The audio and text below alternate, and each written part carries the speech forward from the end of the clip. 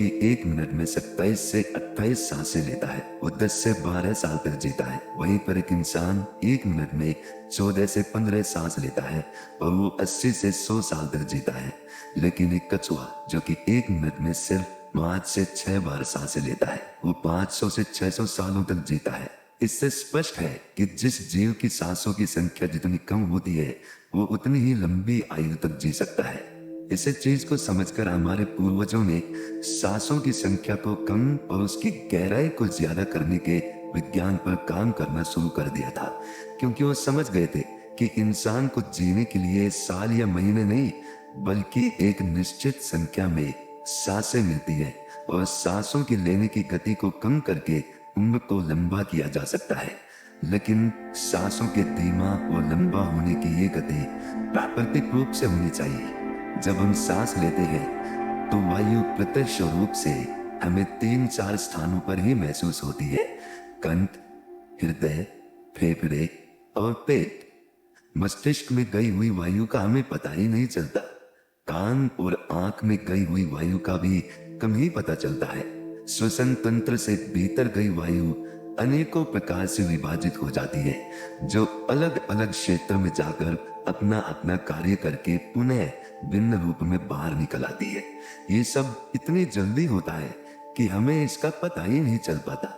हम सिर्फ इतना ही जानते हैं कि ऑक्सीजन भीतर गई और कार्बन डाइऑक्साइड बाहर निकल गई, लेकिन भीतर वो क्या क्या सही या गलत करके आ जाती है, इसका कम ही ज्ञान हो पाता है। यदि हम जोर से गहरी सांस लेते हैं तो तेज प्रवाह के साथ शरीर के अंदर बैक्टीरिया नष्ट होने लगते हैं। कोशिकाओं की रोगों से लड़ने की क्षमता भी बढ़ जाती है। बोन मैरो में नए रक्त का निर्माण होने लगता है। आंतों में जमा मल विसर्जित होने लगता है। मस्तिष्क की जागरूकता लौट आती है, जिससे स्मरण शक्ति दुरुस्त हो जाती है। न्यूरॉन की सक्रियता से सोचने समझने की क्षमता पुनः जिंदा हो जाती है। फेफड़ों में भरी हवा से आत्मविश्वास वापस लौट आता है। सोचें, जब जंगल में हवा का एक तेज झोंका आता है तो जंगल का रोम रोम जागृत होकर सजग हो जाता है। सिर्फ एक झोंका, कपालभाति या भस्त्रिका प्राणायाम तेज हवा के उस झोंके की तरह है। बहुत कम लोगों में क्षमता होती है अपने अंदर आंधी लाने की। लगातार अभ्यास से ही आंधी का जन्म होता है। 10 मिनट की आंधी आपके शरीर और मन के साथ आपके संपूर्ण जीवन को बदल कर रख देगी। आजकल अधिकतर लोगों की सांसें उखड़ी और बिखरी हुई रहती है, उथले पुथले रहती है या फिर तेजी से चलती है। लोगों को ये पता ही नहीं चलता कि उनकी सांसें किस प्रकार चल रही है। जब क्रोध का भाव उठता है तो सांस बदल जाती है। वहीं पर काम वासना का भाव उठता है तब भी सांस बदल जाती है। हमारे प्रत्येक भाव और विचार के साथ हमारी सांसें भी बदलती रहती है। इसके साथ हमारे खान पान और रहन सहन से भी ये बदलती रहती है। असल में हमारी सांसों का हमारे मन की स्थिति और हमारे शारीरिक अवस्था से सीधा संबंध होता है। पूरा योग विज्ञान ही सांसों को सही तरीके से लेने पर टिका हुआ है। तो अगर हम सिर्फ अपनी सांसों को सही तरीके से लेना सीख जाते हैं तो हमारा जीवन जादू की तरह बदल जाएगा। आज इस प्राचीन योगिक कहानी के माध्यम से हम सांसों को सही तरीके से लेने का तरीका और सांसों के जादुई रहस्य के बारे में विस्तार से जानेंगे। बहुत समय पहले की बात है। एक ऋषि अपने आश्रम में छात्रों को योग, ध्यान और प्राणायाम की शिक्षाएं दिया करते थे। ऋषि खुद भी एक योगी थे। उन्होंने अपने कई वर्ष हिमालय की गुफा में साधना करते हुए बिताए थे, जहां पर उन्होंने बहुत से सूक्ष्म मानवीय आयामों को गहराई से समझा था। और अब वो अपने इसी अनुभव और ज्ञान को शिष्यों के माध्यम से जन समूह तक पहुंचाना चाहते थे। एक दिन रात्रि के भोजन के पश्चात उनके आश्रम का सबसे बुद्धिमान और होनहार छात्र उनके पास आता है। छात्र के चेहरे को देखकर गुरु समझ गए कि उसके मन में कुछ प्रश्न उठ रहे हैं। गुरु के नजदीक पहुंचते ही छात्र ने उन्हें प्रणाम किया और कहा, गुरुदेव, मैं आपसे कुछ प्रश्न पूछना चाहता हूँ। गुरु ने मुस्कुराते हुए कहा, मुझे मालूम है, ये तो मैं तुम्हारे चेहरे को देखकर ही समझ गया था। पूछो, क्या प्रश्न है तुम्हारे? छात्र ने कहा, आप अक्सर कहते हैं कि योग, ध्यान और प्राणायाम का मूल आधार हमारी सांसें होती है और अपनी सांसों पर नियंत्रण पाते ही हम अपने मन और विचारों पर नियंत्रण पा लेते हैं। तो आज मैं आपसे सांसों के रहस्य और उसके योगिक विज्ञान के बारे में विस्तार से जानने आया हूँ। ये सुनकर गुरु ने एक हल्की मुस्कान दी और फिर कहना शुरू किया, जैसा हमारा मन होता है हमारी सांसों की गति भी वैसी ही हो जाती है, या फिर जैसी हमारी सांसें होंगी वैसी ही हमारी मनोदशा हो जाएगी। यानी हमारी सांसों से सब कुछ जुड़ा हुआ है। जो हमारे भीतर घटता है वो भी, और जो हमारे बाहर घटता है वो भी। अरे जीवन में घटने वाली हर एक घटना हमारी सांसों से गहरा संबंध रखती है। मतलब कि अपनी सांसों की गति पर नियंत्रण करके अपने मन और विचारों पर नियंत्रण कर सकते हैं। अगर तुम किसी सच्चे योगी या साधक को ध्यान से देखो तो तुम्हें उसके चेहरे पर एक गजब का ठहराव दिखेगा। एक सच्चा योगी बुरी से बुरी परिस्थिति में भी खुद को स्थिर और शांत रख सकता है। एक योगी अपनी भावनाओं को नहीं दबाता, बल्कि वो अपनी सांसों पर नियंत्रण हासिल करता है, और सांसों को नियंत्रित करते ही वो अपने मन पर नियंत्रण पा लेता है। और जिस आदमी का मन उसके नियंत्रण में हो उसके पास उसकी सभी समस्याओं का समाधान है। गुरु ने छात्र की तरफ इशारा करते हुए कहा, तुमने कुछ योगियों के बारे में सुना होगा कि वो 150, 200 या फिर 300 सालों तक भी जी जाते हैं। तो आखिर वो इतने लंबे समय तक खुद को जीवित कैसे रख पाते हैं? असल में उनका नियंत्रण अपनी सांसों पर होता है, जिसे प्राण ऊर्जा भी कहते हैं। प्राण ऊर्जा हमारे चारों तरफ है। इसे कितनी मात्रा में लेना और छोड़ना है ये एक योगी अच्छी तरह से जानता है, और वो इस काम पर बहुत हद तक महारत हासिल कर लेता है। इसीलिए वो इस प्राण ऊर्जा का उपयोग अपनी जरूरत के हिसाब से कर सकता है और खुद को दीर्घायु बना सकता है। अगर तुम अपने शरीर को स्वस्थ रखना चाहते हो, सामान्य से अधिक क्षमता चाहते हो, तेज बुद्धि चाहते हो, तो तुम्हें अपनी सांसों को समझना होगा, उन्हें नियंत्रित करना होगा, और उन्हें नियंत्रित करते ही तुम्हारे जीवन में सब कुछ व्यवस्थित हो जाएगा। असल में डर, चिंता और परेशानी जैसी कोई चीज होती नहीं है। ये सिर्फ हमारे मन और भावनाओं की उपज है, और हमारे मन में भावनाओं को केवल एक ही चीज नियंत्रित कर सकती है, और वो है हमारी सांसें। हमारे अंदर का क्रोध, चिंता, जलन, अहंकार, बदला लेने की भावना, ये सब कुछ हमारी सांसों के हिसाब से चलता है। अगर हमारी सांसों पर हमारा नियंत्रण है तो ये सभी विकार हमारे नियंत्रण में हो जाते हैं। सांस हमारे शरीर और हमारे मन के बीच पुल का काम करती है। अगर हमें अपने मन तक पहुंचना है, उसके विकारों को समझकर उनको दूर करना है, तो हमें अपने सांसों के पुल पर चलना होगा। हमें अपने सांसों के जरिए अपने मन तक पहुंचना होगा, और यही एकमात्र रास्ता है अपने मन को समझने का।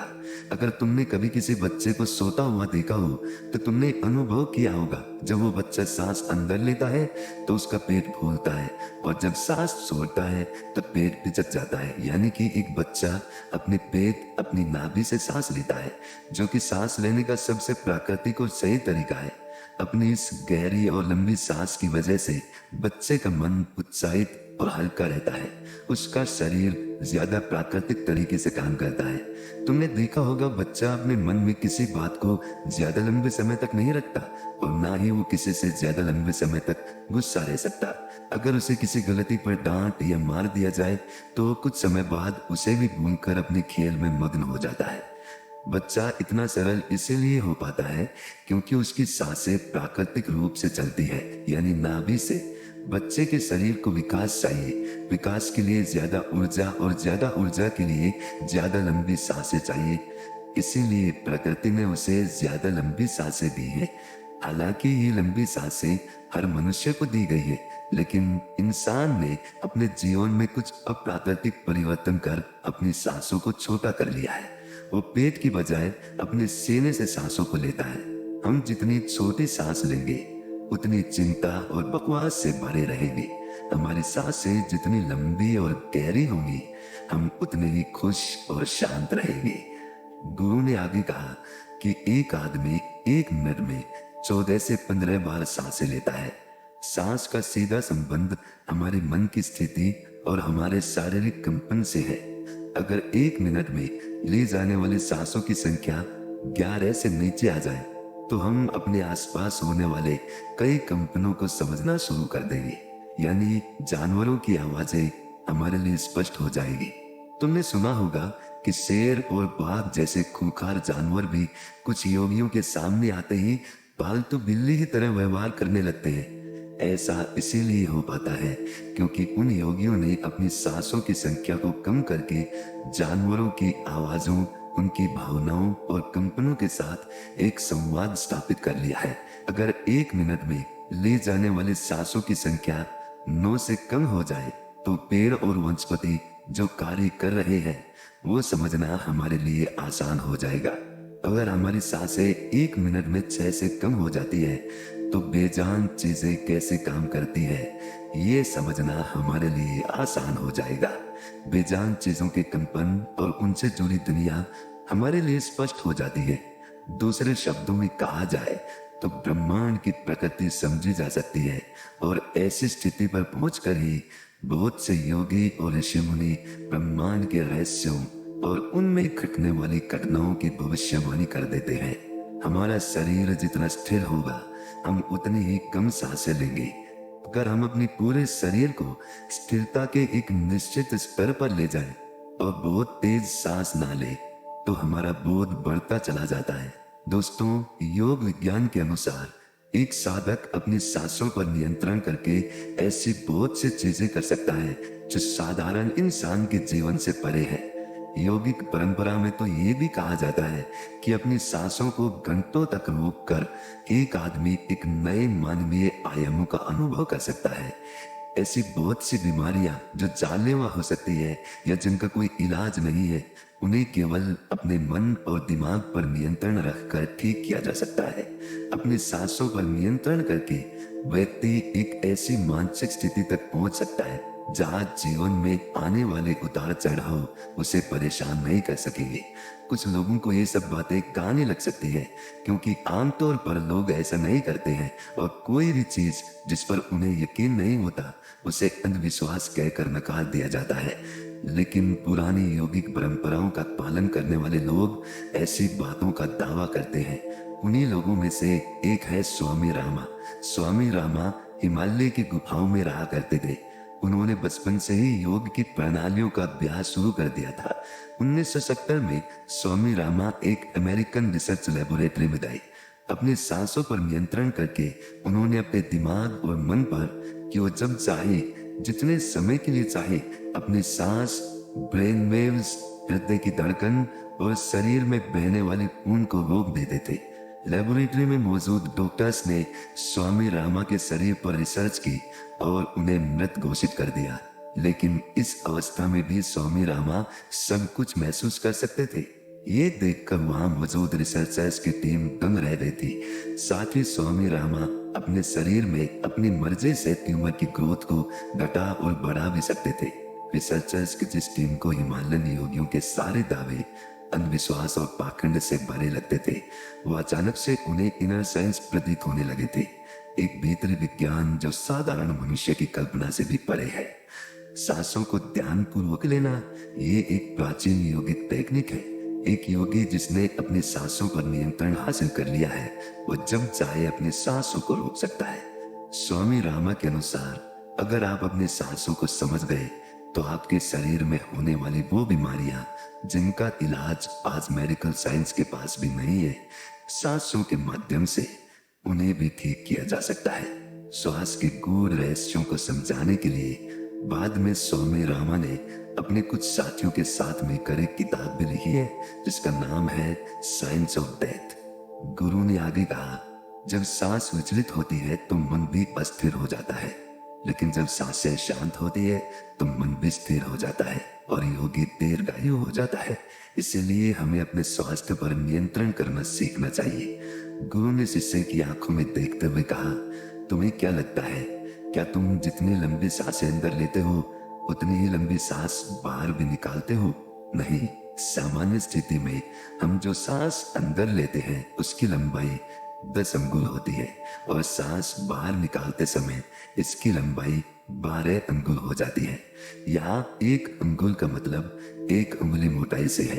हमारी रोजमर्रा की जिंदगी में कुछ काम ऐसे होते हैं जिन्हें करते समय जितनी लंबी सांस अंदर जाती है उससे कई गुना ज्यादा लंबी सांस बाहर निकल जाती है। भोजन करते समय बाहर निकलने वाली सांस की लंबाई 16 से 17 अंगुल होती है। तेज चलते समय इनकी लंबाई 22 से 24 अंगुल हो जाती है।